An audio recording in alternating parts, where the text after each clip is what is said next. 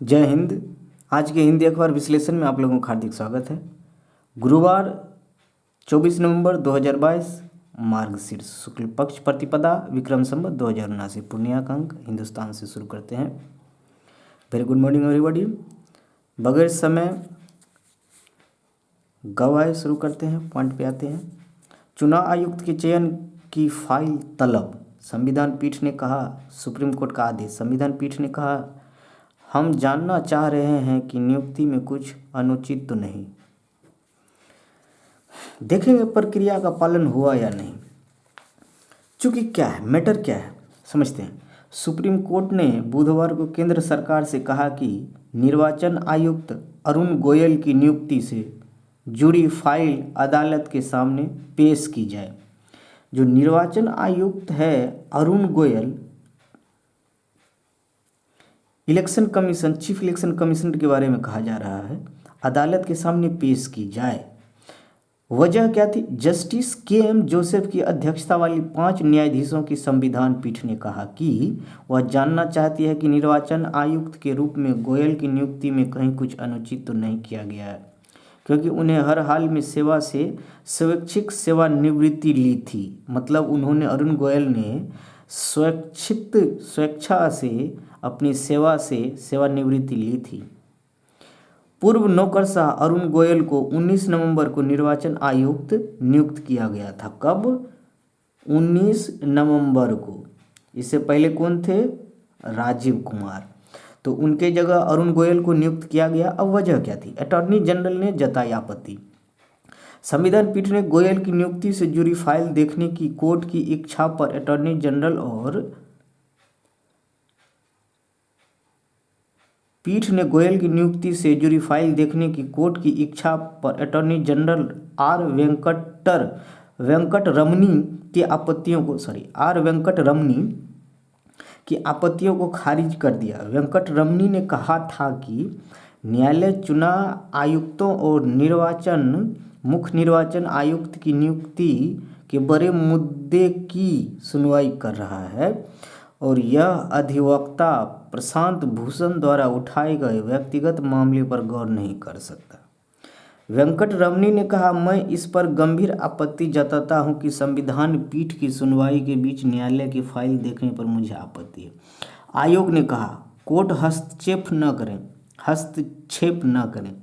आयोग ने कहा इससे पूर्व सुनवाई के दौरान चुनाव आयोग के वकील ने कहा कि कोर्ट में जो याचिकाएं दायर की गई है उनमें वही प्रस्ताव है जो चुनाव आयोग ने सरकार को भेजा था। हमने यह प्रस्ताव दिया था कि आयोग को वित्तीय स्वायत्तता दी जाए, उसका एक अलग सचिवालय हो। इस मामले में सरकार को संसद में कानून पारित कर आयोग को शक्तियाँ देनी चाहिए।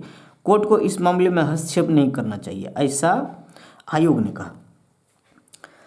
पीठ ने कहा कि देखेंगे प्रक्रिया का पालन हुआ या नहीं। कोर्ट का कहना है, पीठ ने कहा कि उसने पिछले गुरुवार को सुनवाई शुरू की थी और गोयल की नियुक्ति 19 नवंबर को प्रभावी हुई। इसलिए न्यायालय जानना चाहता है कि यह कदम उठाने के लिए उन्हें किस बात से प्रेरित किया था। यदि उसने स्वैच्छिक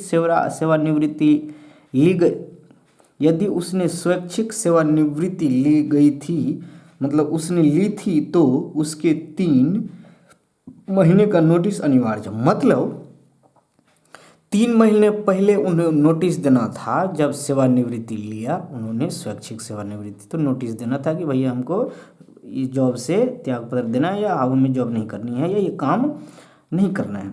उसके लिए 3 महीने का नोटिस अनिवार्य। क्या उन्होंने नोटिस देकर सेवानिवृत्ति ली है? हम देखना चाहते हैं कि आपने क्या प्रक्रिया का पालन किया। जरूरी नहीं कि हम इस फाइल को देखें, लेकिन आप फाइल को कोर्ट में लेकर आए। मतलब अरुण गोयल जिस पोस्ट पे कार्यरत थे उन्होंने क्या किया? सेवानिवृत्ति आनंद में दिया और उन्हें सरकार चुनाव आयुक्त 19 नवंबर को बना दी गई, सरकार के द्वारा बना दिया गया। तो कोर्ट का ये कहना है कि क्या ये प्रक्रिया, सही पालन प्रक्रिया का किया गया या नहीं किया गया अरुण गोयल के मामले में। क्योंकि अरुण गोयल यदि इससे पहले जिस वर्क में थे, IAS अधिकारी हैं, बहुत टॉप IAS अधिकारी हैं, किसी पद पे थे, हम लोग देखेंगे, आगे डील करेंगे। 19 को निर्वाचन आयुक्त गोयल को बनाया गया था। 5 न्यायाधीशों की संविधान पीठ कर रही है सुनवाई। चुनाव आयोग में सुधार पर चल रही सुनवाई अरुण गोयल की नियुक्ति का मामला। बुधवार को सुप्रीम कोर्ट में चुनाव आयुक्त की नियुक्ति पर सुनवाई करती 5 न्यायाधीशों की संविधान पीठ। सुप्रीम कोर्ट में बुधवार को एक याचिका दायर कर ईडब्ल्यूएस के लिए 10% आरक्षण बरकरार रखने वाले उसके फैसले पर पुनर्विचार करने का अनुरोध किया गया। कांग्रेस नेता जया ठाकुर ने शीर्ष अदालत में याचिका दायर कर 7 नवंबर के फैसले पर पुनर्विचार करने का अनुरोध किया। उल्लेखनीय है कि उच्चतम न्यायालय के 5 न्यायाधीशों की संविधान पीठ ने एक ऐतिहासिक फैसले में कहा था कि आर्थिक न्याय करने की सरकार की कोशिश को व्यर्थ करने में संविधान के मूल ढांचे का उपयोग करना स्वीकार नहीं हो सकता। तो आनन फानन में अरुण गोयल को सेवानिवृत्ति दी जाती है। उसके बाद सरकार का रिकमेंडेशन पे मतलब सरकार उसे चुनाव आयुक्त नियुक्त करती है और कोर्ट का किसी ने प्रशांत भूषण नाम का कोई व्यक्ति है, अब हम प्रशांत भूषण उठा के व्यक्तिगत मामले पर गौर नहीं कर सकता, ये अटॉर्नी जनरल का ना प्रशांत भूषण को लगा। प्रशांत भूषण आप लोग जानते होंगे, प्रसिद्ध वकील है प्रशांत भूषण, आप आम आदमी पार्टी का नाम सुने ही होंगे। तो उन्हें प्रशांत भूषण द्वारा जो दायर की गई याचिका में ये कोर्ट ने अपना ये आदेश सुनाया कि भैया जब आपको सेवानिवृत्ति किसी काम से पहले देना है तो उससे 3 महीना पहले नोटिस देना है कि हम 3 महीने के बाद सेवानिवृत्त होने वाले हैं, उसके बाद आप सेवानिवृत्ति लीजिए।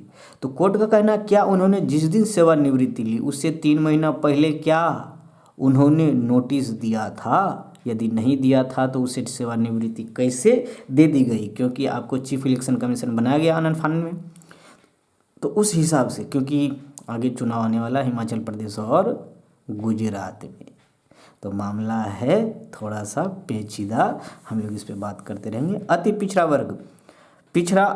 वर्ग को योजना का लाभ हर हाल में मिले। नीतीश कुमार मुख्यमंत्री ने पिछड़ा वर्ग एवं अति पिछड़ा वर्ग कल्याण विभाग की समीक्षा की। राज्य सरकार अपनी मद में खर्च कर रही राशि। मुख्यमंत्री नीतीश कुमार ने अधिकारियों को निर्देश दिया कि पिछड़ा वर्ग एवं अति पिछड़ा वर्ग के छात्र छात्राओं के उत्थान के लिए चलाई जा रही योजनाओं का प्रचार प्रसार कराएं ताकि इसका वे लाभ उठा सके। पिछड़ा वर्ग एवं अति पिछड़ा वर्ग के कल्याण के लिए चलाई जा रही योजनाओं का क्रियान्वयन बेहतर ढंग से करते रहे। बुधवार को मुख्यमंत्री ने एक अन्य मार्ग स्थित संकल्प में पिछड़ा वर्ग एवं अति पिछड़ा वर्ग कल्याण विभाग की समीक्षा की। बैठक में पिछड़ा वर्ग एवं अति पिछड़ा वर्ग कल्याण विभाग के सचिव पंकज कुमार ने विभाग द्वारा संचालित योजनाओं के संबंध में जानकारी दी। उन्होंने छात्रवृत्ति योजनाओं के संबंध में भी विस्तार से बताया। समीक्षा बैठक में मुख्यमंत्री ने कहा कि राज्य में बड़ी संख्या में इंजीनियरिंग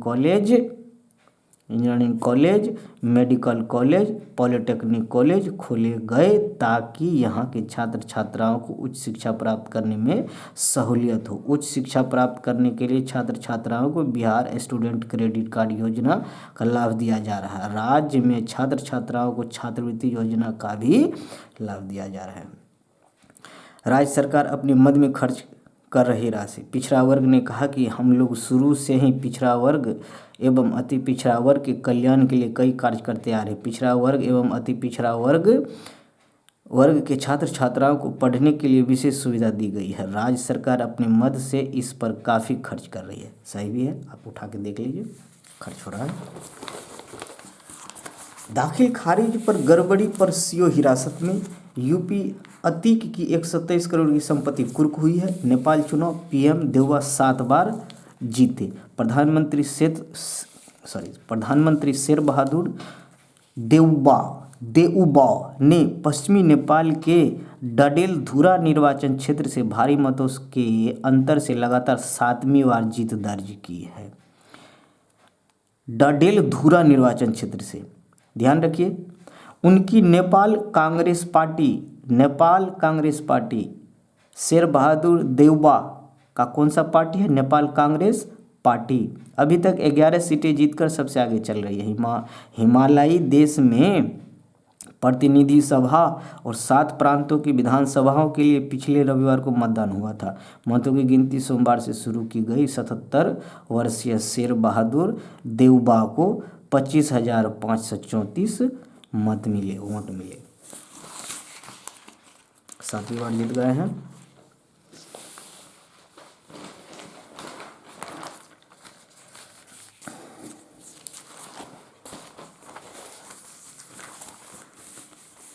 सीएम के निर्देश के बाद शिक्षकों की अनुपस्थिति पर शिक्षा विभाग गंभीर, सख्ती, शिक्षकों का अब हर माह तैयार होगा रिपोर्ट कार्ड, डीपीओ रखेंगे सारा लेखा जोखा। शिक्षा विभाग ने सभी डीईओ को भेजा गया पत्र, किसी भी सूरत में शिक्षकों की सुस्ती बर्दाश्त नहीं। 25 विद्यालयों का निरीक्षण करेंगे बीईओ हर माह। शिक्षकों का रिपोर्ट कार्ड हर महीने तैयार होगा, इसमें उसके विद्यालय आने जाने का लेखा जोखा रहेगा, इसी आधार पर उन पर कार्यवाही होगी। राज्य सरकार ने इसके लिए व्यापक कार्य योजना तैयार की है, साथ ही इसके लिए जिला स्तर पर अपने अधिकारियों को क्रियान्वयन का जिम्मा भी सौंपा है। शिक्षा विभाग के अपर मुख्य सचिव दीपक कुमार सिंह ने सभी जिला शिक्षा पदाधिकारियों को पत्र भेजा है। अपर मुख्य सचिव ने इसमें स्पष्ट कर दिया है कि अब किसी सूरत में शिक्षकों की सुस्ती नहीं चलेगी, बगैर सूचना के स्कूल से गायब रहना स्वीकार्य नहीं होगा। वे पहले ही ऐसे शिक्षकों पर कार्रवाई का निर्देश जारी कर चुके हैं, अब इसे और विस्तार देते हुए शिक्षकों की रिपोर्ट हर महीने तैयार करने को कहा है। विभाग ने शिक्षकों की मॉनिटरिंग 2 स्तरों पर निर्धारित की है। सुस्त शिक्षकों के विद्यालय आने को लेकर जिला स्तर पर हर महीने मॉनिटरिंग रिपोर्ट बनेगी। इस दौरान प्रारंभिक विद्यालयों में अनुपस्थित प्रधानाध्यापक, शिक्षक, शिक्षिका से जिला कार्यक्रम पदाधिकारी, प्रारंभिक शिक्षा एवं सर्व शिक्षा अभियान। देखिए मॉनिटरिंग कौन करता है, ध्यान रखने की बात है। जिला कार्यक्रम पदाधिकारी, प्रारंभिक शिक्षा एवं सर्व शिक्षा अभियान, ये जिला स्तर पर ये जो है ना सबसे मुख्य। उसके बाद जिला जो आती है शिक्षा परिषद राज्य में आता है, तो वो मॉनिटर करते हैं। बीओ डीओ को, डीओ बिहार किसी भी जिला के सबसे उच्च पदाधिकारी होते हैं, और उनसे भी जिला में जो मॉनिटरिंग करते हैं कौन, जिला कार्यक्रम पदाधिकारी।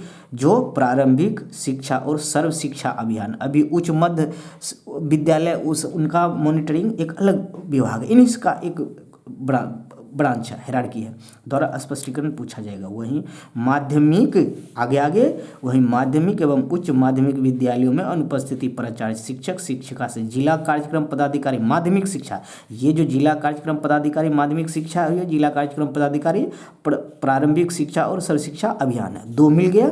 तो मॉनिटरिंग ये दोनों के पदाधिकारी अलग अलग होते हैं। अनुपस्थित प्राचार्य, शिक्षक, शिक्षिका से जिला कार्यक्रम पदाधिकारी माध्यमिक शिक्षा द्वारा स्पष्टीकरण पूछा जाएगा। स्पष्टीकरण संतोषजनक नहीं होने पर वे अस्थायी रूप से वेतन काटने की अनुशंसा करेंगे। साथ ही इन दोनों अधिकारियों द्वारा स्पष्टीकरण, परीक्षा और कृत कार्रवाइयों से संबंधित प्रतिवेदन प्रत्येक माह जिला शिक्षा पदाधिकारी को समर्पित किया जाएगा।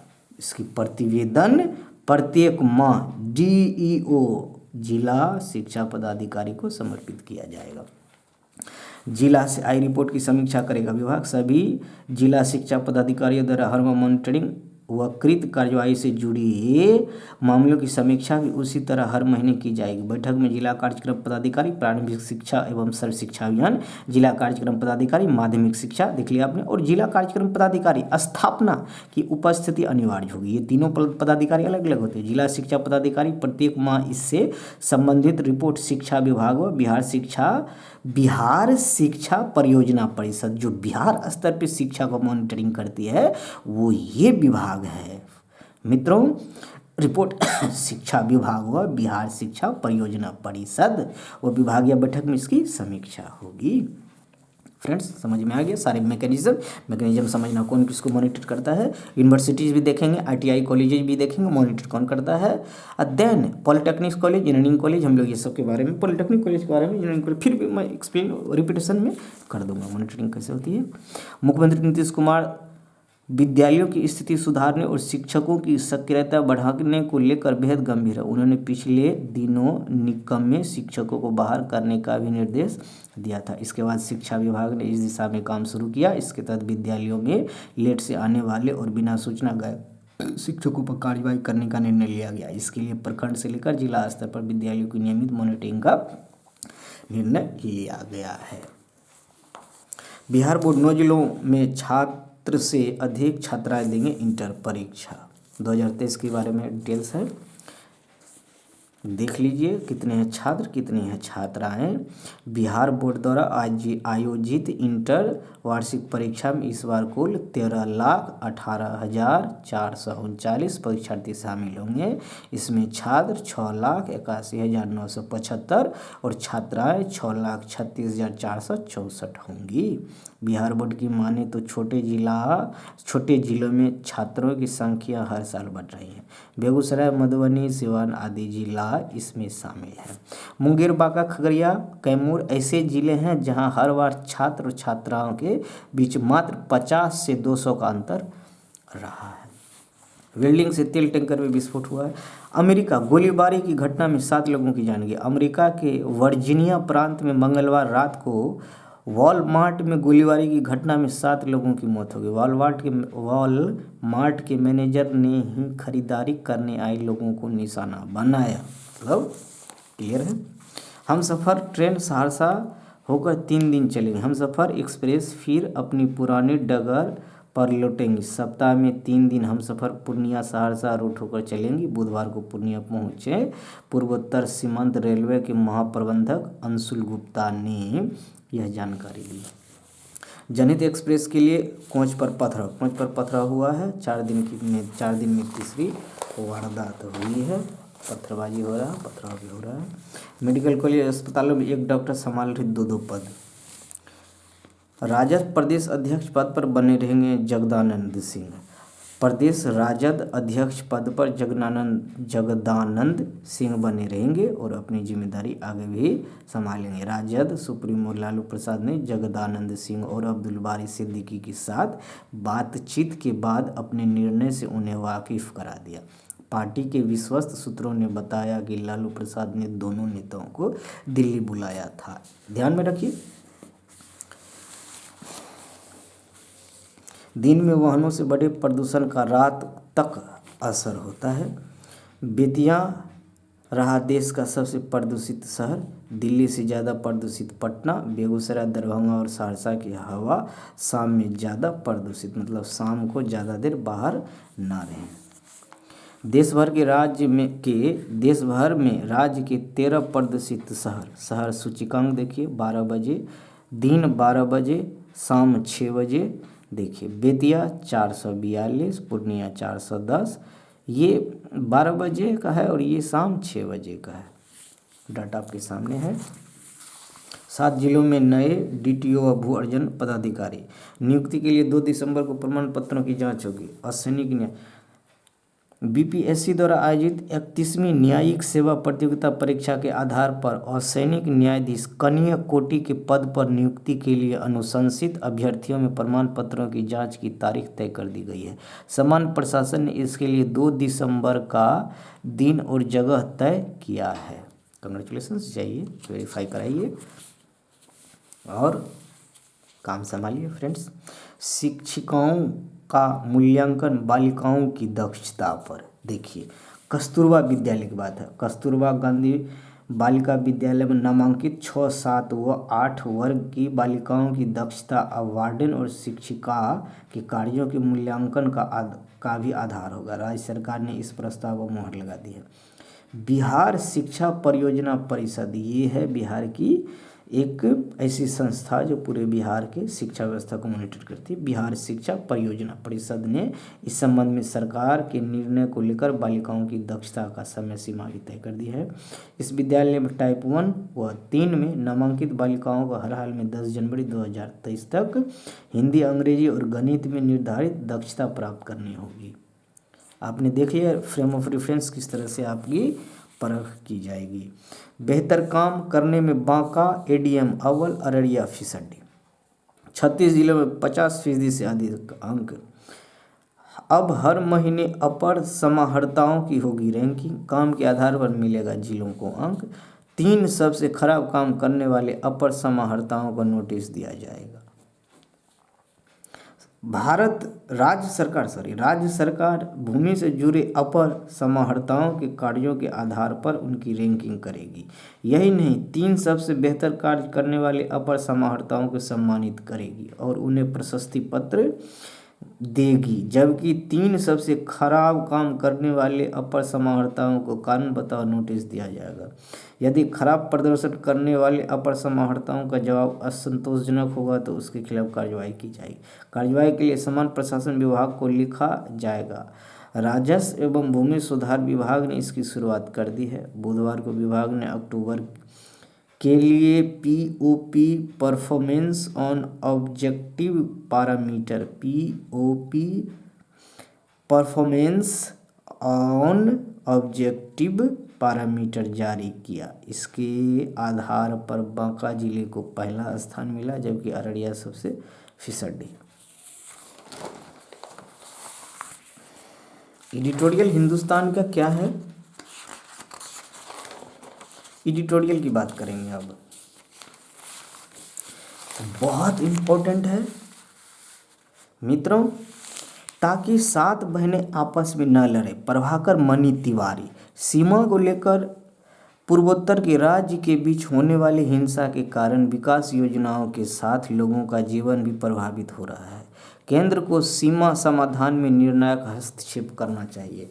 हमने चर्चा भी किया था लास्ट सेशन में फ्रेंड्स कि मेघालय में जो हिंसक झड़प हुई है, असम मेघालय की जो बात हम लोग करेंगे, हिंसक झड़प हुई है। सुबह में झड़प हुई थी, लकड़ी ले जाने के जो लकड़ी चोरी का जो मामला केस आया था, उसमें झड़प हुई और कुछ लोग की मौतें हो गई। उसमें एक वनकर्मी भी थे और बहुत सारे लोग घायल भी हुए हैं।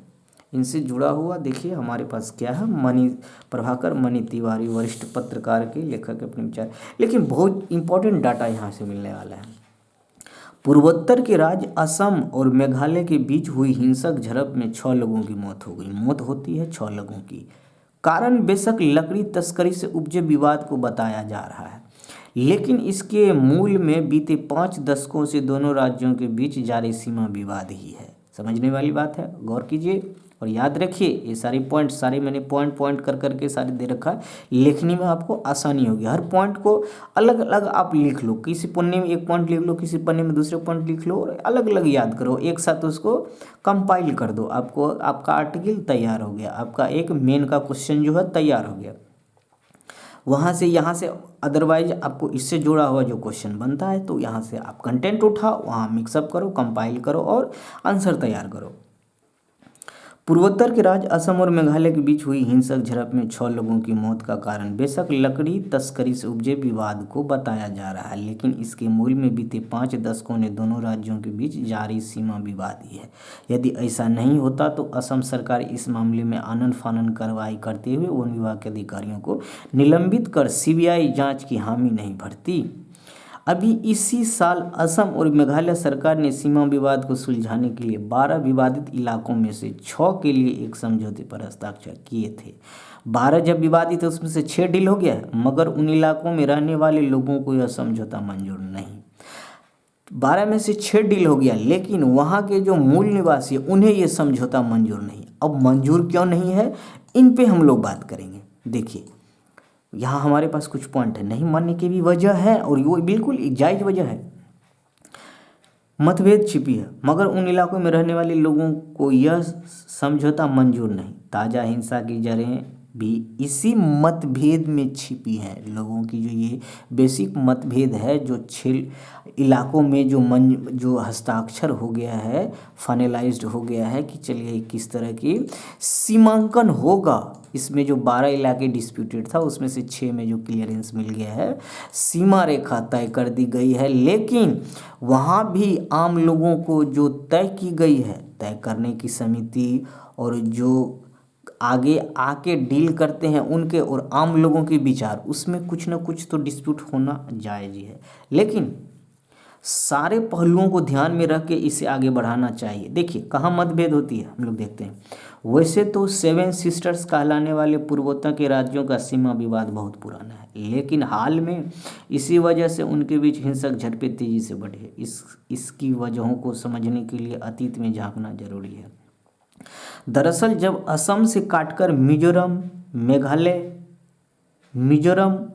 मैप, जैसे जैसे मैं स्टेट बताता हूँ 7 सिस्टर्स स्टेट्स मैप दिमाग में घुमाते रहिए, मैप को दिमाग में घुमाते रहिए। असम से काटा किसको जाता है, पहले मिजोरम को, देन मेघालय को, अरुणाचल प्रदेश को और मणिपुर जैसे राज्यों का गठन किया जाता है। कितने, 1 2 3 4 4 राज्यों का गठन काट के किया जाता है।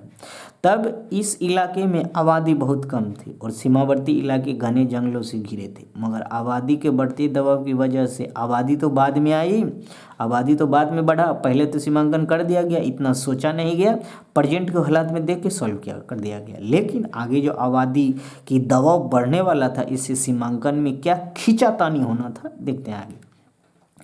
इलाके में आबादी बहुत कम थी और सीमावर्ती इलाके घने जंगलों से घिरे थे, मगर आबादी के बढ़ते दबाव की वजह से लोगों की ज़रूरतों के हिसाब से जब जगह कम पड़ने लगी तो ज़मीन का मुद्दा उठने लगा। इसे शुरुआती दौर में ही सुलझाया जा सकता था, पर तब केंद्र और राज्यों की सरकारें इस ओर आंखें मूंदे रही। इसी विवाद के चलते बीते साल मिजोरम पुलिस के हाथों असम पुलिस के 6 जवानों की मौत हो गई थी। पिछले साल प्रशासनिक सहूलियत के लिए असम से काटकर नए राज्यों के गठन का सिलसिला वर्ष 1962 से शुरू होता है।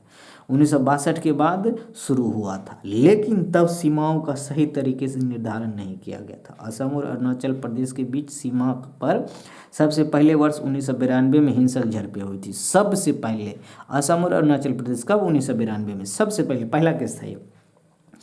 इन दोनों राज्यों की सीमाएं 804.1 किलोमीटर लंबी है। किसके किसके बीच? असम और अरुणाचल प्रदेश के बीच 804.1 किलोमीटर की सीमा है। ध्यान देने की बात है। कबीलाई मानसिकता से प्रभावित पक्ष एक दूसरे पर अतिक्रमण और हिंसा भड़काने के आरोप लगाते रहते हैं। इसके पहले जिस इलाके को असम के लुसाई हिल्स जिले के नाम से जाना जाता था, असम के लुसाई हिल्स जिला याद रखिए जाना जाता था, उसे 1972 में पहले केंद्र शासित लुसाई हिल्स को पहले केंद्र शासित प्रदेश घोषित किया जाता है। फिर 1987 में पूर्ण राज्य मिजोरम का दर्जा दे दिया जाता है। दक्षिण असम के साथ मिजोरम की करीब 165 दक्षिण असम वो भी दक्षिण 165 किलोमीटर लंबी सटी हुई है। तो असम के दक्षिण में कौन कौन सा राज्य बसा हुआ है? लेफ्ट साइड में आएंगे त्रिपुरा, नीचे आएंगे मिजोरम, उसके ऊपर जाएंगे मणिपुर, उसके ऊपर जाएंगे नागालैंड। तो इस तरह से जो दक्षिण की ये इलाका ऐसे करके है, ऐसे करके है। मैप भी ध्यान में माथे में घुमाते जाना है कि उसके लगभग करीब 165 किलोमीटर लंबा सीमा सटी। मिजोरम का दावा है कि उसके लगभग 5 से 9 वर्ग मील इलाके पर असम का अवैध कब्जा है। वर्ष 1993 में असम और मणिपुर सरकार ने लुसाई हिल्स व मणिपुर राज्य के बीच के इलाके की सीमा का निर्धारण कर दिया था, लेकिन मिजोरम की दलील है कि यह सीमांकन वर्ष 1975 सीमांकन देखिए। अब यहाँ पे कुछ पॉइंट है। यह सीमांकन वर्ष 1875 की अधिसूचना पर आधारित होनी चाहिए थी। वहाँ के जो लोग सीमांकन निर्धारित कर दी गई, लेकिन वहाँ के मूल निवासियों का कहना है कि ये जो सीमांकन हुआ था वो 1875 के आधार पे नहीं हुआ था। 1993 में जो हुआ है वो आधार 1875 का लेना चाहिए था अधिसूचना के आधार पर, ये उनका कहना है। लेकिन नेताओं का कहना है कि 1933 में मिजो समुदाय से सलाह नहीं ली गई थी। 1933 में जो 1933 के आधार पे जो सीमांकन यदि आप 1993 में कर रहे हो तो ये जो है ना 1933 में जब लोग मूल निवासी तो उनसे तो सलाह ली नहीं गई थी, इसलिए उनका कहना है कि 1875 की अधिसूचना पे आप सीमांकन करें, नहीं ली गई थी, इसलिए इस अधिसूचना के तहत निर्धारित सीमा वैध नहीं है। इधर असम सरकार 1933 की अधिसूचना के आधार पर ही सीमाएं तय करने के पक्ष, असम सरकार 1933 के अधिसूचना के आधार पर सीमांकन करने के लिए तैयार है, लेकिन लोग वहाँ के मान नहीं रहे। उनका कहना है कि 1933 में मिजो समुदाय के लोगों से आपने सलाह मशविरा नहीं लिया कि किनका घर, किनका बार, किनका जगह जमीन किस सीमा में पड़ता है, तब तो निर्णय होगी। कैसे कैसे निर्णय होगी? इसलिए 1875 में आप जाइए, पीछे जाइए। आगे सीमा विवाद के मुद्दे पर असम और नागालैंड में भी अक्सर हिंसा होती रहती। इन दोनों राज्यों के बीच 434 किलोमीटर लंबी सीमा है। किनके बीच? असम और नागालैंड के बीच। सारे सीमांकन ध्यान रखने की जरूरत है, याद रखिए हो रही है। इन दोनों राज्यों के बीच में 434 किलोमीटर लंबी सीमा वर्ष 1979 1985, 1989, 2007, 2014 में विभिन्न घटनाओं में नागालैंड से सशस्त्र बलों के हमले में कई लोग मारे जा चुके हैं। इनमें से ज़्यादातर असम के थे। केंद्र ने असम नागालैंड सीमा विवाद सुलझाने के लिए अगस्त 1971 में विधि आयोग के तत्कालीन अध्यक्ष के वीके सुंदरम को नियुक्त किया था। सुंदरम ने सीमा का संयुक्त सर्वेक्षण करने का सुझाव दिया था, मगर नागालैंड इस पर सहमत नहीं हुआ। बताइए, कहाँ अगस्त 1971 में विधि आयोग के तत्कालीन अध्यक्ष के सुंदरम को नियुक्त किया था। सेंटर सुंदरम ने सीमा का संयुक्त सर्वेक्षण करने का सुझाव सरकार को देता है, मगर नागालैंड इस पर सहमत नहीं होता है। असम सरकार ने वर्ष 1988 में सर्वोच्च न्यायालय में इस सीमा विवाद को लेकर एक याचिका दायर करता है। उसकी मांग ये होता है कि शीर्ष अदालत उसके सभी अतिक्रमित क्षेत्रों का असली मालिक घोषित करे और नागालैंड को उन क्षेत्रों का शांतिपूर्ण नियंत्रण सौंपने का निर्देश दें। यह मामला अभी तक अदालत में लंबित है। इस इलाके की भौगोलिक स्थिति यह भी विवाद की एक प्रमुख वजह है। नदियों, पहाड़ों और घने जंगलों से घिरे होने का कारण वहाँ सीमांकन होगा कैसे? नदियों में सीमांकन कैसे होगा? पहाड़ों पर सीमांकन कैसे होगा? उस समय में, जिस समय में इतने सोर्सेस नहीं थे कि आप हेलीकॉप्टर से सीमांकन करो, और भी बहुत ज़्यादा है, बहुत आप ड्रोन लगा के करो, सीमांकन करो, उस समय में इतने सोर्सेस नहीं थे। से घिरे होने के कारण कई इलाकों में सीमा का भौतिक रूप से चिन्हित नहीं किया जा सका था। भौतिक रूप से कहा जाता है कि साल 1956 में सीमांकन न की कवायद के दौरान 1956 में सीमांकन की कवायद के दौरान इन विसंगतियों का समाधान नहीं किया गया। फिर जब असम से काटकर नागालैंड, कब? 1963 में, मिजोरम, मेघालय, त्रिपुरा, मणिपुर 1972 में। याद रखिए, सबसे पहले नागालैंड को काटा गया 1963 में, फिर मिजोरम, मेघालय, त्रिपुरा। इधर से आ जाइए, मेघालय, त्रिपुरा और मणिपुर के जस्ट नीचे होता है, मणिपुर के नीचे कौन सा है? मिजोरम। तो मिजोरम उसके मणिपुर के नीचे, क्योंकि नागालैंड के जस्ट नीचे मणिपुर के नीचे मिजोरम के आप थोड़ा सा बाएं साइड आ जाओ तो त्रिपुरा मिलेगा, त्रिपुरा के जस्ट ऊपर चले जाओ, कौन मिलेगा? मेघालय मिलेगा। तो इस तरह से मैपिंग है, और बीच में सेंटर में असम होता है और नॉर्थ साइड में अरुणाचल प्रदेश होता है। अब आते हैं पॉइंट पे। असम से काटकर नागालैंड 1963 में बनाया जाता है, मिजोरम, मेघालय, त्रिपुरा, मणिपुर 1972 में बनाया जाता है, अरुणाचल प्रदेश सबसे लास्ट में 1987 को अलग राज्य का दर्जा दिया जाता है। तब भी इस पर ध्यान नहीं दिया गया था। सीमांकन किस आधार पे किया जाए? क्योंकि जो यहाँ पे प्रॉब्लम्स जो है, जो डिस्प्यूट का मेन वजह जो है, उनमें सीमांकन काफ़ी ज़्यादा प्रॉब्लमेटिक इन चीज़ों के कारण होता है। दरअसल आज़ादी के बाद से ही असम, नागालैंड, मणिपुर, त्रिपुरा जैसे राज्यों में उग्रवाद की समस्या ने जिस गंभीरता से सिर उठाया, उससे बाकी तमाम मुद्दे हाशिए पर चले गए। इनका कारण भी है, कारण यहाँ स्पष्ट है, बिल्कुल क्लियर है। केंद्र और राज्यों का ध्यान उग्रवाद पर ही लगा रहा। हालांकि इसमें कितनी कामयाबी मिली, इस पर सवाल हो सकते हैं, क्योंकि तमाम दावों के बावजूद इलाकों में उग्रवाद का खात्मा नहीं हो सका अब तक भी। केंद्र की उपेक्षा और इन राज्यों में सत्ता संभालने वाली राजनीतिक पार्टियों भी सीमा विवाद जैसे गंभीर मुद्दों को सुलझाने के बजाय अपने हितों को साधने में ही जुटी रही। पूर्वोत्तर में उग्रवाद अब तक तमाम राजनीतिक दलों के लिए एक जैसा कवच रहा है, जिसके पीछे सीमा विवाद और आम लोगों से जुड़ी तमाम समस्याएं छिपती रही हैं। सरकारों के इस रवैये का खामियाजा खासकर सीमावर्ती इलाकों में रहने वालों को भुगतना पड़ता है। इनर लाइन परमिट, ILP, इसको ध्यान में रखिए, इसको याद कर लीजिए। इनर लाइन परमिट जो है ILP प्रणाली भी असम के साथ कम से कम 4 राज्यों के सीमा विवाद की प्रमुख वजह है। यहाँ के अरुणाचल प्रदेश, नागालैंड, मिजोरम, मणिपुर में यह लागू है। परमिट के बिना बाहर का कोई व्यक्ति इन राज्यों में नहीं पहुंच सकता और वह परमिट में लिखी अवधि तक ही वहां रुक सकता है, मगर इन राज्यों के लोग बिना किसी रोक के असम में आवाजाही कर सकते हैं। प्रॉब्लम समझ में गया? मतलब अब यूरोप वाला जो सिस्टम है, छोटा यूरोप वाला सिस्टम आप समझ सकते हैं। असमयावजाही कर सकते। सीमावर्ती इलाके में अक्सर होने वाली हिंसा के कारण विकास योजनाओं के साथ आम लोगों का जीवन भी प्रभावित हो रहा है। केंद्र सरकार को इस समस्या के स्वीकार्य समाधान की दिशा में ठोस पहल करते हुए सीमा निर्धारण के लिए किसी आयोग का गठन करना चाहिए ताकि दशकों पुराने विवादों को शीघ्र निपटाया जा सके। ऐसा न होने की स्थिति में सीमावर्ती इलाके में हिंसा बार बार सिर उठाती रहेंगी। प्रभाकर मणि तिवारी जी, बहुत बहुत धन्यवाद। बहुत महत्वपूर्ण कंटेंट आपने हमारे द्वारा श्रोताओं तक पहुंचा रहे हैं, बहुत बहुत धन्यवाद। जरूरी चुनाव सुधार, देखिए जरूरी चुनाव सुधार में है सचेत रहना होगा कि चुनाव आयोग में सुधार का कोई भी प्रयास न्यायपालिका और कार्यपालिका के बीच विवाद की वजह बनकर न रह जाए।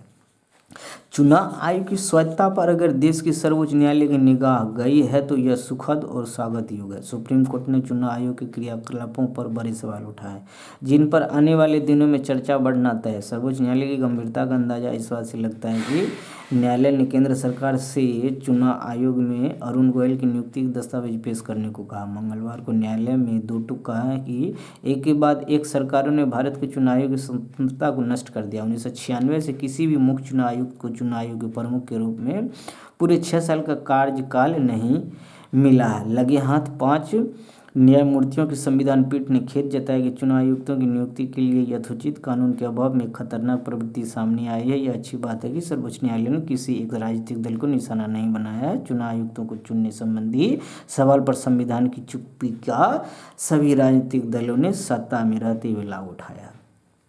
न्यायमूर्ति के.एम. जोसेफ की अगुवाई वाली पीठ ने बहुत विस्तार से चुनाव आयोग की परेशानियों को देखा है। टी.एन. शेषन 1990 याद कीजिए और 1996 में 6 साल मुख्य चुनाव आयुक्त रहे थे। उसके बाद गिरावट तब शुरू हुई जब किसी भी चुनाव आयुक्त को पूर्ण कार्यकाल नहीं दिया गया। बिल्कुल बात भी सही है, या तो 6 साल कार्य करिए अदरवाइज 65 साल में रिटायर हो जाइए। तो सरकार करती क्या है कि या तो जब 65 साल पूरेंगे उससे 3-4 साल बचे रहेंगे तब उन्हें चुनाव आयुक्त बना देते हैं, या 1 साल बचे होते तब चुनाव आयुक्त बना देते हैं, या ऐसे उम्र का निर्धारण कि 6 साल काम भी कर ले और 65 साल भी हो जाए, इस तरह का निर्धारण होना चाहिए। तो सरकार इसमें दिमाग लगा के उल्टा पुल्टा करती रहती है। तो आज सुप्रीम कोर्ट इसमें हस्तक्षेप करने को मजबूर है। फ्रेंड्स, बात समझ। सामाजिक सेहत के 2 पैमाने, आलोचना और विनोद प्रियता। मानसिक तौर पर रुग्ण समाज आलोचना या विनोद को भी सुनने के लिए बिल्कुल तैयार नहीं होता। देखिए यहाँ पे कुछ पॉइंट है। कबीरदास का एक दोहा है, निंदक नियरे राखिए आंगन कुटी छवाए, बिन पानी साबुन बिना निर्मल होत सुभाई। तर्क दिया गया है कि निंदक बिना साबुन और पानी के चित्त निर्मल कर देता है। कबीर का यह दोहा कई बार सतत निंदा से उपजे क्षोभ का विरेचन करने के काम आता है। हो सकता है कबीर ने यह दोहा इसलिए लिखा हो। एक संभावना यह लगती है कि कबीर ने अपने समय का रथ हाँक रहे लोगों को नेक सलाह दी हो कि भाई निंदकों की भी सुन लीजिए, आपका भला ही होगा। कबीरदास काफ़ी मजबूत आदमी थे। निंदा को सहने की और उसमें से सकारात्मक खोज लेने का सामर्थ्य था उनके पास, लेकिन हम कबीर जैसे हैं ही नहीं। निंदा तो दूर की बात, बाज दफ़ा हम आलोचना तक सुनने की सामर्थ्यता खो बैठे हैं। आज की हालत बिल्कुल यही है। फ्रेंड्स, ध्यान देने की बात है। आलोचना अवश्य सुने। मैं तो कहता हूँ 60% आप आलोचना सुनो, 40% ही खुद का सुनो। कुछ चीज़ों को देखो, अपने दृष्टिकोण से भी देखो, उसी चीज़ों को बाहर वाले के दृष्टिकोण से ही देखो और दोनों को सामंजस्य करके एक रास्ता निकालो। फिर आपका समाज सुदृढ़ और सही मार्ग पर चलेगा। देखिए उदाहरण आपके सामने है। कई लोग आलोचना और निंदा को समानार्थी मान लेते हैं, पर दोनों में बुनियादी भेद है। देखिए बुनियादी भेद है।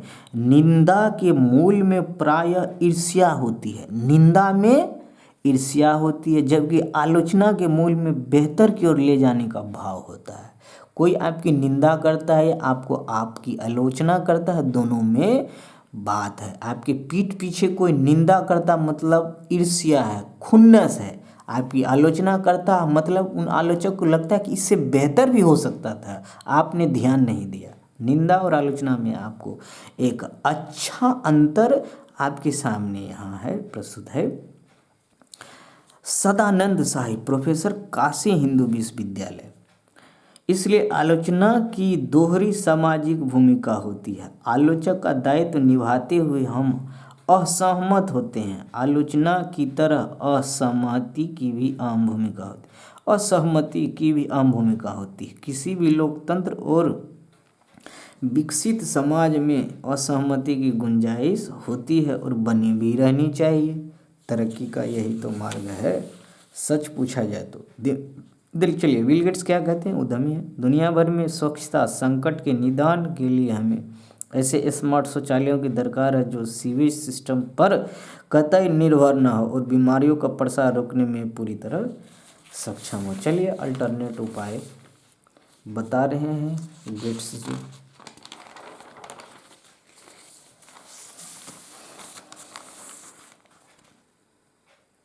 फ्रेंड्स, मोरक्को और क्रोएशिया में कोई नहीं दाग सका गोल।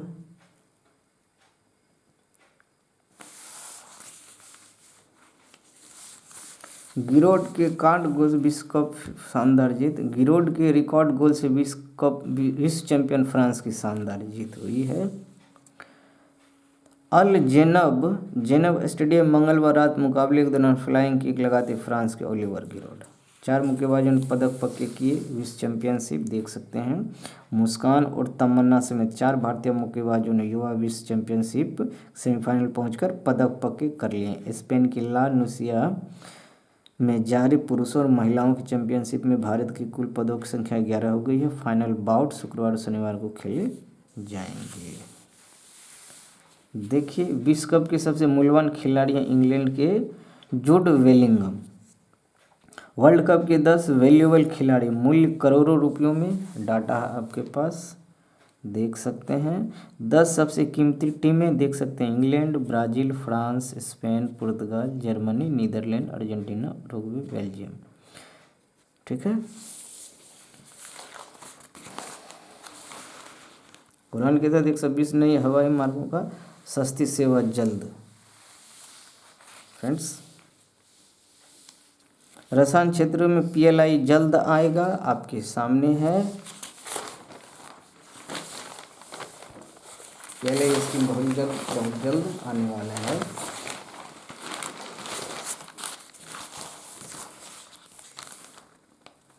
गर्भावस्था शराब पीने से बदल सकता है। COP 28 दुबई में होगी। 80,000 प्रतिनिधि भाग लेंगे।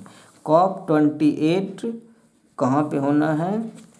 दुबई में। चलिए, 27 देख लिया आपने।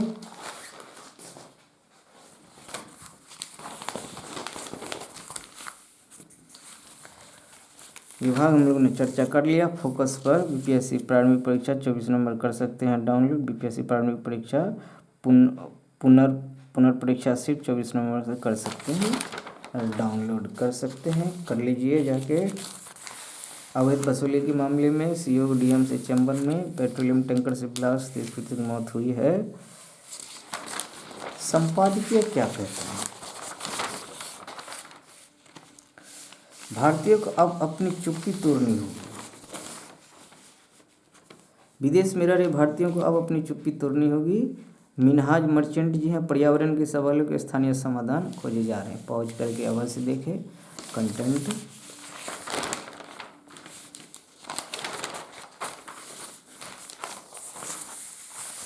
सवाल देख लेते हैं। विश्व युद्ध के कारण वर्ल्ड कप कितनी बार स्थगित हुआ है? वर्ल्ड कप का A है 4, B है 2, C है 5।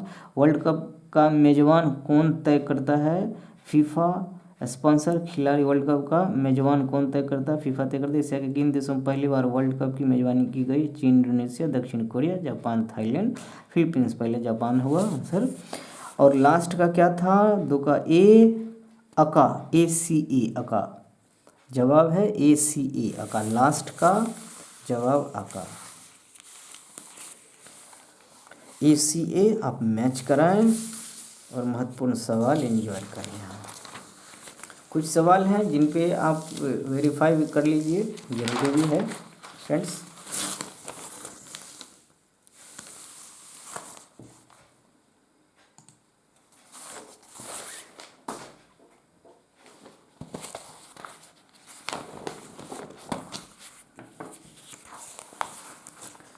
सृजन मामले में अभियुक्त रजनी प्रिया की तलाशी शुरू हो गई है।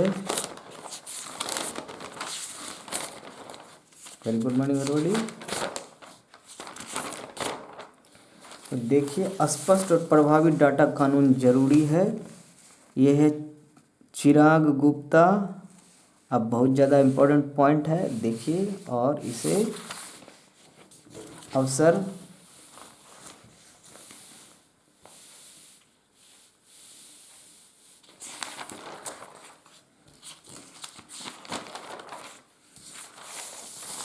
यूजुअल स्पोर्ट्स में वही कुछ है, नथिंग एक्सक्लूसिव। सुनिश्चित हो कोर्ट सीईसी की प्रक्रिया स्वतंत्रता सुनिश्चित हो कोर्ट का कहना है। कारोबार जगत एफटीएफ पर जीएसटी की जहाँ तक बात हो रही है वो होगा। Dainik Jagran as usual same.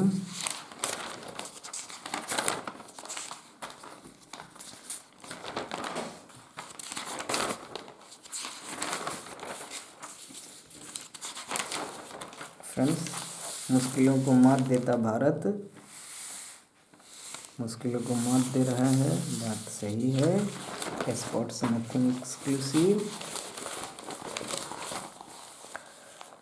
वैज्ञानिक चार्ल्स डार्विन की थ्योरी ऑफ इवोल्यूशन को दुनिया के सामने रखा। अब तक के इकलौते अनसुलझे विमान हाईजैक को दिया गया अंजाम।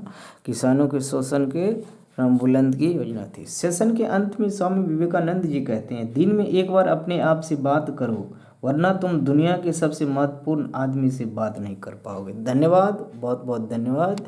जय हिंद, जय भारत, सदा खुश रहिए।